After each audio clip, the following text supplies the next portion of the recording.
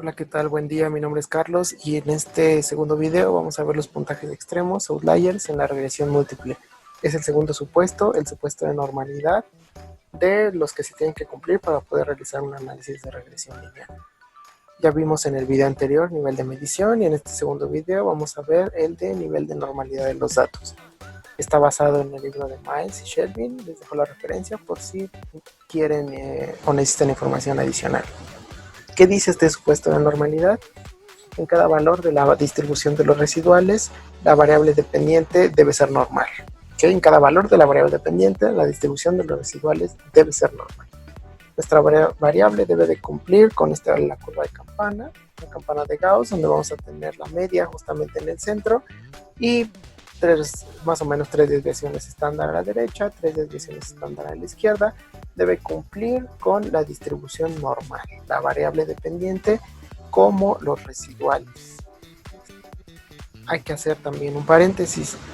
Hay que considerar que los datos empíricos procedentes de investigación en ciencias sociales en general rara vez cumplen los supuestos de normalidad. Estos supuestos generalmente pues los datos no se acomodan perfectamente a una distribución normal. Sin embargo, tenemos que revisar qué tan sesgados están nuestros datos. Necesitamos tener unos datos que no estén tan sesgados de la normalidad para poder realizar este análisis de regresión. ¿Cómo sabemos que nuestros datos no son normales? Bueno, cuando incluyen puntajes extremos, tanto puntajes altos como puntajes bajos, comparados con el resto. Ya estos puntajes extremos se conocen como valores atípicos u outliers. Y el segundo punto en que podemos notarlo pues es en la distribución, en la forma que tiene la distribución de nuestra curva. Visualmente podemos examinar los histogramas y ver que nuestros datos pues claramente no se distribuyen de una manera normal. Entonces hay que examinar estos dos puntos, los outliers o valores atípicos y el sesgo y la kurtosis. ¿Cómo lo vamos a hacer? Pues a través de métodos gráficos y métodos numéricos. Este segundo supuesto de normalidad lo vamos a dividir en dos videos, ya que es bastante extenso. Vamos a ver en este primer video métodos gráficos, cómo se realiza en SPSS, cómo podemos inspeccionarlos de manera visual para saber si nuestros datos cumplen la normalidad, cómo podemos ir determinando a partir de estos también algunos valores atípicos. Y en un segundo video vamos a ver los métodos numéricos.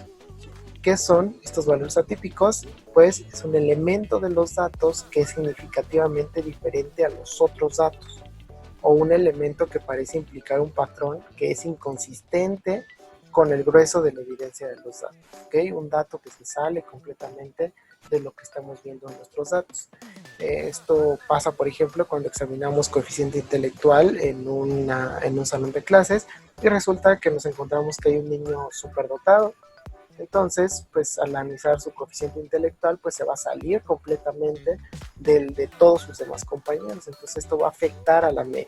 Por eso es importante que trabajemos esos valores atípicos porque van a afectar el valor que va a tener nuestra media. Va a ser un dato que sale completamente de los demás datos y en regresión inclusive hay veces que se ven a simple vista. Son datos que se salen completamente de la línea de regresión, de cómo se están distribuyendo nuestros datos de manera lineal. Hay veces que esos datos saltan a la vista o salirse completamente de esta linealidad. Estas calificaciones que caen fuera del rango de nuestros datos pueden tener implicaciones en la media. Tenemos este ejemplo en la columna del lado izquierdo, la de color azul. Tenemos el salario de varias personas en una escuela y resulta que la media es 17,400. Del lado derecho tenemos los mismos salarios, sin embargo el profesor 5 ya cambió. A lo mejor pudimos cometer un error de dedo, a lo mejor se equivocó la persona y le puso cualquier otro número, o a lo mejor esa persona no pertenecía a esa escuela, llegó de visita y de verdad tiene ese salario. De cualquier forma, ese dato y ese valor atípico que se separa completamente del resto va a jalar mucho nuestros resultados. ¿Okay? De este valor de media, 17,400, aumenta hasta 35,500 por un solo valor atípico. También hay que examinar por otro lado el sesgo y la kurtosis. Aún sin estos valores atípicos, la distribución se puede alejar de la normalidad. ¿Cómo? Pues cuando nuestros datos están sesgados. Cuando tienen una simetría negativa, que los datos se jalan hacia el lado derecho, y cuando se tiene una simetría positiva, los datos se jalan hacia el lado izquierdo. O kurtosis. La kurtosis ideal para nosotros sería una mesocúrtica que se acerca a la distribución normal, pero también se puede presentar una kurtosis leptocúrtica cuando nuestra distribución está picuda, nuestros datos están agrupados en el centro, o planicúrtica cuando nuestros datos están aplanados, ¿okay? La distribución de los datos está aplanados. También se conoce como efecto de techo. Por ejemplo, en las pruebas que utilizamos, cuando hay un puntaje máximo, por ejemplo en los exámenes, que el puntaje máximo es el 10, pues ahí si ya los niños salen bien o si ya se tienen muy bien, ya saben muy bien las respuestas, pueden tener puntajes 9 y 10 y entonces ya no va a haber puntajes mayores a esos, por lo tanto se tiene un efecto de techo. ¿Cómo detectamos la no normalidad? Les había comentado, en este vamos a ver métodos gráficos, en un segundo video vamos a revisar los métodos numéricos. Vamos a tener como métodos gráficos el histograma de frecuencias, gráfica de cajas y bigotes y el gráfico de probabilidad. Estos métodos nos van a ayudar a saber visualmente si nuestros datos se acercan a la normalidad o saber qué tan sesgados están. Cuando se tienen histogramas en poblaciones pequeñas es difícil determinar si estas siguen una distribución normal. Para eso existen otros métodos, por ejemplo el de cajas y bigotes que veremos adelante. Entonces si nuestra n es pequeña, esta n de 20, pues es bastante complicado determinar si estas distribuciones son normales. En realidad pues no se ve con precisión si tienen una distribución normal. Sin embargo, en poblaciones o en n más grandes podemos ver claramente que, por ejemplo, el A y el B pues parecen ser una distribución normal, ¿okay? Se parecen más a la curva normal que, por ejemplo, la D, que evidentemente está sesgada, la C, que pudiera tener una kurtosis también leptocúrtica, la D, que a lo mejor pudiera tener un efecto de techo, aunque pues hay que examinar esto, pero visualmente podemos analizar si nuestra distribución se acerca a la normalidad. En n's pequeños pues esto no es posible. ¿Cómo se saca el histograma en SPSS? Pues es muy sencillo. Pues vamos a ir a gráficos, cuadro de diálogos antiguos y histogramas. Vamos a trabajar con esta base de datos que es el consumo de tabaco en adolescentes. Vamos a meter, por ejemplo, permisividad, el consumo de tabaco en el hogar, aceptación, esta es nuestra variable dependiente. Y nos va a dar el histograma de frecuencias. Que bueno, en este caso pues los datos están sesgados, ¿okay? Tienen un sesgo positivo, están más cargados hacia el lado izquierdo. Podemos ocupar esta función que es recuperar los cuadros de diálogos recientes. Histograma. Vamos a revisar el de rebeldía. Perfecto. Y resulta que esta variable dependiente parece tener una distribución normal. Inclusive le podemos pedir que nos muestre la curva normal. Y nos va a dibujar la curva para saber si están distribuyéndose normalmente. Entonces parece que sí, parece que se agrupan debajo de esta curva que dibuja aquí. Parece que tienen una distribución normal. Entonces con el simple histograma nos podemos ir dando cuenta si nuestros datos son normales y podemos fijarnos también desde aquí algunos valores que pueden ser atípicos. Por ejemplo, aquí en la imagen F tenemos un valor que se sale completamente del grueso de nuestros datos que están agrupados del lado izquierdo. Por aquí se sale, entonces no valdría la pena a lo mejor que lo tuviéramos, tendríamos que analizar si lo borramos. También en la D tenemos estos dos de este lado, ¿okay? Datos que se salen de todo el demás grupo, entonces valdría la pena saber si estos datos atípicos nos están jalando mucho nuestros datos y ver si hay que eliminarlos. Entonces de ahí podemos ir fijándonos en el histograma y tenemos datos atípicos. Vamos con el diagrama de caja y bigote. Debido a que resume la información y remueve algunos obstáculos, es más fácil utilizar este tipo de diagramas, sobre todo cuando tenemos poblaciones pequeñas. Entonces, ¿cómo se representa el diagrama de cajas y bigotes? Con el puntaje mínimo, el máximo, el cuartil 1, la mediana y el cuartil 3. ¿Okay? Así es como idealmente se tendría que ver nuestro diagrama de caja y bigote si nuestra distribución es normal. Vamos a revisar estos que tenemos acá. Habíamos dicho que el A y el B pues parece que están distribuyendo de manera normal y coincide con su diagrama de cajas y bigotes. Inclusive este diagrama nos da algunos valores atípicos. Fíjense estos de aquí. Y estos de acá también. Este tiene muchísimos, el E. Ya vieron que coincide también con el histograma. El F que habíamos visto desde este lado que tenía un dato que parece ser atípico hasta la orilla, pues aquí lo tiene y aquí aparece muy claramente. Entonces esto, la forma en la que está la caja y los bigotes, que son las líneas de valores máximos y mínimos, pues claramente se ve como el A y el B pues están más cercanas. Parece que el C también, y pues sobre todo hay unos valores que se vuelven atípicos en las orillas.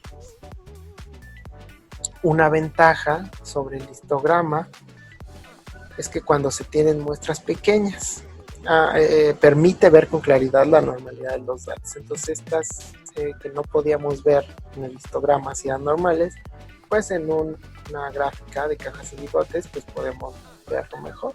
Aquí tenemos también un dato que seguramente es atípico. Por ejemplo, el K puede ser que se esté distribuyendo más o menos de una manera normal. J pudiera ser que tengan una distribución más parecida, aunque sabemos que con n's pequeñas pues es bastante complicado tener una distribución normal. Vamos a ver cómo se realiza este gráfico. Vamos a ir igual, cuadro de diálogos, y tenemos diagramas de cajas. Ahí le picamos, o si no también el generador de gráficos. De hecho ahí tenemos también el histograma, lo encontramos aquí abajo, histograma, y lo podemos jalar para arriba. Entonces aquí tenemos el de cajas. Vamos a tomar cajas simples, y vamos a llevar nuestra variable. Vamos a ocupar las mismas para ver cómo se ven. Permisividad, lo ponemos en el eje de la Y y enter. Vamos a ver cómo está el de permisividad, aceptación, y vean cómo se ve. Vimos que estaba sesgado desde un principio y se vuelve con lo mismo, que está sesgado hacia la izquierda. Vemos que se pega demasiado hacia este lado, hacia abajo, hacia los números pequeños.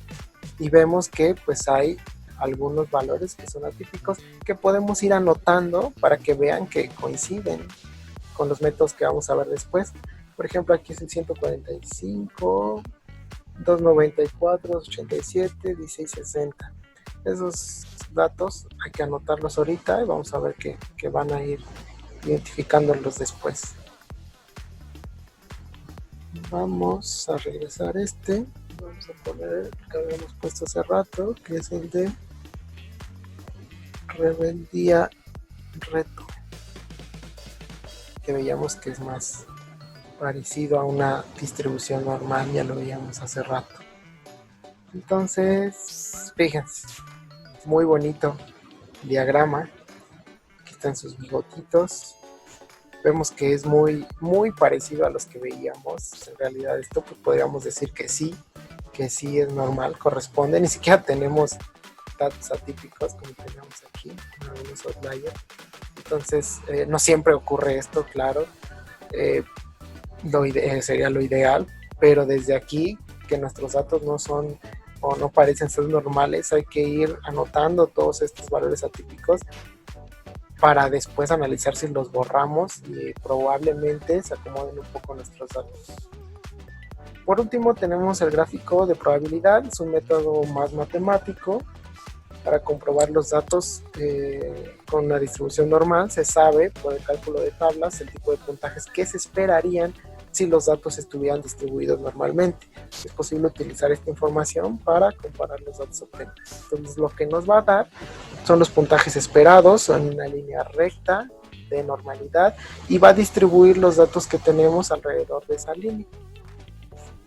Si los datos obtenidos igualan a la distribución calculada de datos, entonces se distribuye de manera normal. En ese caso, los puntos deberán caer a lo largo de la línea recta, o sea, deberán estar sobre la línea recta. Si la distribución no es normal, los puntos caerán fuera de la diagonal. Por ejemplo, esta que es simétrica, que es una distribución parecida a la normal, el gráfico pues va a estar muy pegado. Los puntos que nos dé van a estar pegados a la línea. Si no, si son asimétricos, por ejemplo aquí la simetría, las colas son muy pequeñas, entonces pues también se van a separar demasiado de la línea. Igual que aquí, que tiene una simetría positiva, se van a despegar muchísimo de esta línea que nos está dando el programa. Que esta línea la calcula, es un modelo matemático que calcula a través de tablas de distribución. Pues la calcula para saber que esos son los datos que se esperarían de manera normal y tendrían que estar encima nuestros datos para saber que es normal. Y aquí con una simetría negativa pues vamos al revés. ¿Cómo hacemos esto? Desde SPSS pues nos vamos a ir a analizar estadísticos descriptivos y vamos a tener gráficos PP, gráficos de probabilidad. Vamos a meter la misma variable que teníamos, que es la número C, permisividad del consumo de tabaco, y vamos a ver qué sucede. Ya habíamos visto que estaba sesgada hacia la izquierda.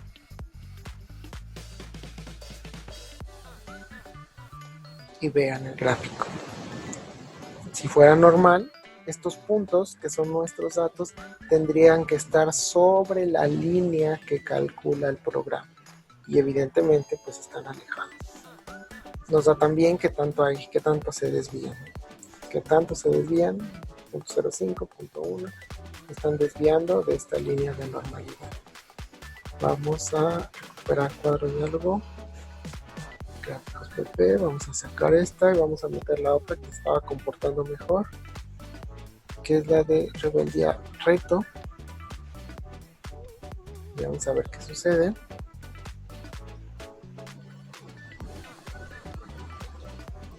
Y en este caso se pegan más a la línea. Si bien no están encima todos, pues sí están muy pegados. Unos sí están encima, claro, y otros están pues muy cercanos. ¿Qué diferencia hay entre esto y esto de acá? Vamos a realizar sesgo y kurtosis, vamos a ver cómo analizarlo. El sesgo y la kurtosis deben estar en 0 para decir que nuestros datos se están distribuyendo de una manera normal, y ya los valores por encima de 0 y por debajo de 0 son considerados datos que no son normales. Algo que debemos hacer énfasis es que no estamos interesados en saber si la distribución difiere significativamente de una distribución normal, sino en saber qué tan sesgada se encuentra. ¿Qué tan sesgada se encuentra de esta distribución normal?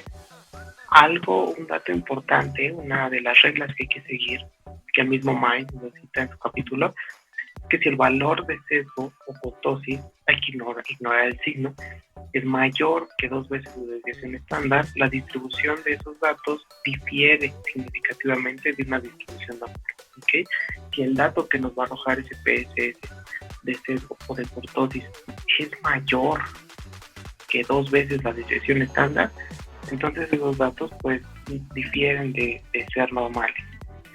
Bueno, también hay unas reglas que comúnmente se llaman las reglas de dedo, que también las menciona Miles, aunque pues no son tan precisas, hay veces que funcionan al aplicarlas, en donde si el valor del sesgo es menor a 1, pues representa problemas, el sesgo es válido para esos datos que pueden ocupar. Si el sesgo es mayor a 1 pero menor a 2, puede haber un efecto en los parámetros calculados, pero hasta ese momento decimos que es adecuado todavía.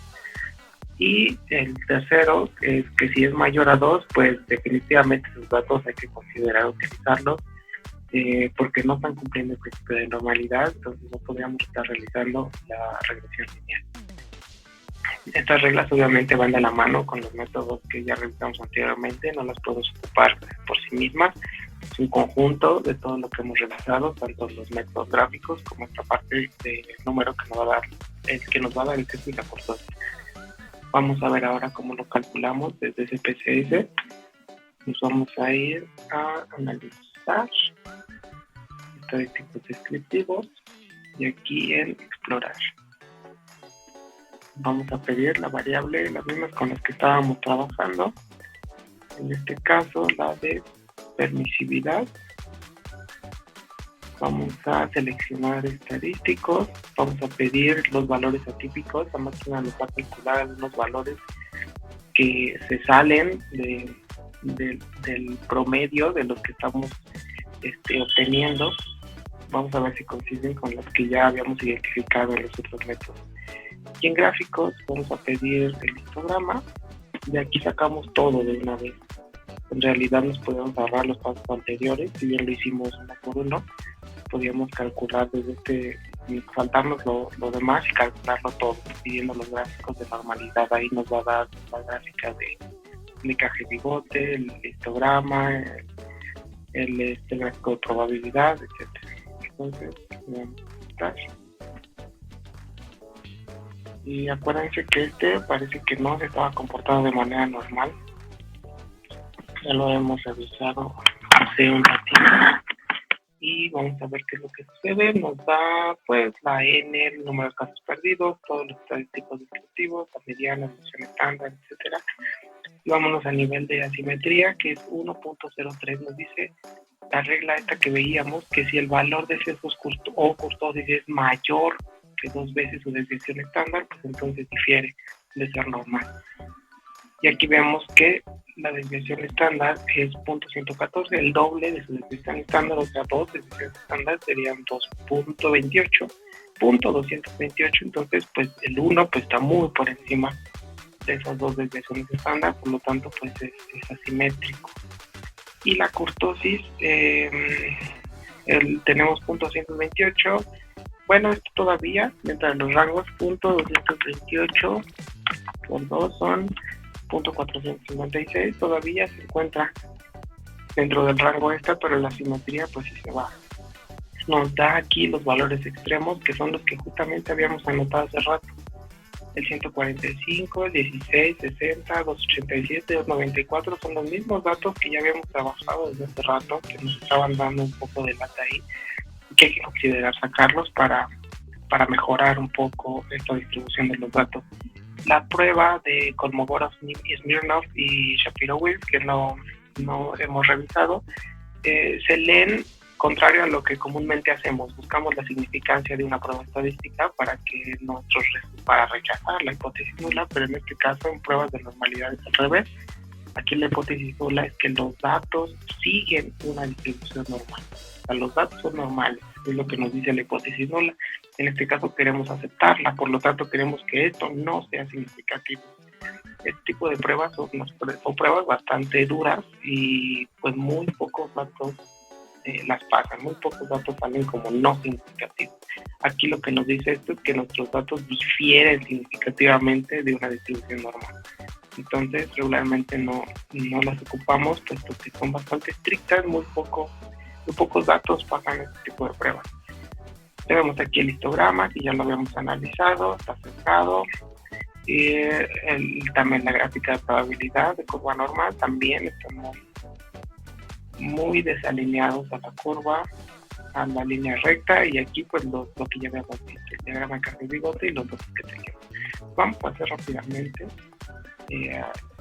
el mismo, pero con el que ya habíamos visto que se comporta un poquito mejor, más normal, que es rebeldía y reto. Lo dejamos así como estaba, tal cual, lo anterior. Los gráficos también, les vamos a pedir todos los gráficos normales. Nos da los mismos resultados, la N, los datos perdidos, y fíjense, simetría, lo que ya veníamos venido viendo. Aquí aquí el punto 0.99 pues no se acerca para nada al doble de esto, que sería punto 226. Entonces estamos dentro de los rangos. Kurtosis, pues sí, puede que se aleje un poquito. El doble de punto 225 sería punto 45.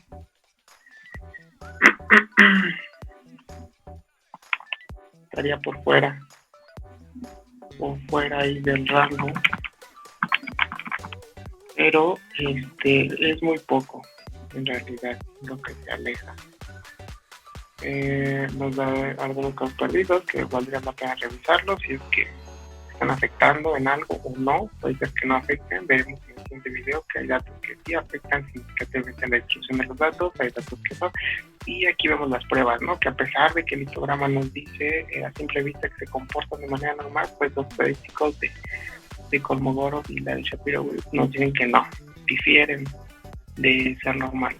Entonces, ya interpretamos también esta gráfica, son datos que se pegan a la línea normal, que tanto se mueven, y lo que ya habíamos visto, nuestro diagrama de Caja y Bigote, pues representa bastante bien la distribución de los datos aproximándose a ser normal.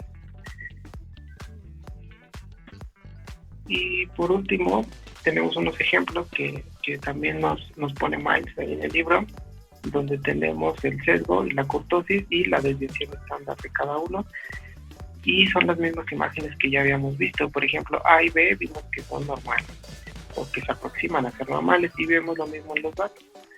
Punto 120, sin hacer caso al signo, pues es menor que el doble de punto 172, entonces sin problema. Aquí también en kurtosis, aquí en el B, pues también es menor que el doble de punto 172. Aquí también llega a ser igual. Aquí sí se pasa un poquito, ¿ok? Punto 454 sí es más que el doble de punto 172, entonces, pero es muy poco y está debajo del 1, todavía entraría dentro del rango. Utilizando las reglas de dedos y kurtosis, 1.185, pues se pasa un poquito en cuanto a kurtosis, y vemos que coincide con que esto está un poco leptocúrtica, ¿okay? Que está un poco picuda. En D, pues todavía entra también dentro del rango, y aquí se pasa un poco. Habría que examinar, podría decir que está menorado, pues todavía podría entrar. Definitivamente vemos que es característico de este es el E, no sé por qué dice aquí D, pero el E que corresponde a está pues demasiado sesgado, 2.106, mientras que el doble de punto de 62 pues queda muy por debajo. Entonces, y aquí 5, o sea, tan solo ya son mayores a 2 por reglas de dedo, se descargan, y aún así se magnifican todavía el doble de la desviación estándar. Y F pues apenas se encuentra ligeramente también. De hecho, este está bien, sí, podríamos decir que el F, a pesar de esto, de tener o apreciar probablemente un efecto de techo en estos datos, pues aún así parece ser que se están comportando bien, no están tan sesgados. Si quitáramos a lo mejor este valor atípico que está hasta la orilla, probablemente mejoraría todavía más esto. Es lo que vamos a ver en el siguiente video, con métodos numéricos, cómo identificar esos datos atípicos, cómo sacarlos o cómo saber si los sacamos o no de nuestra base de datos. Todo esto hay que reportarlo obviamente en el informe y ver cómo mejoran nuestros datos con estos valores. Esto lo veremos en el siguiente video.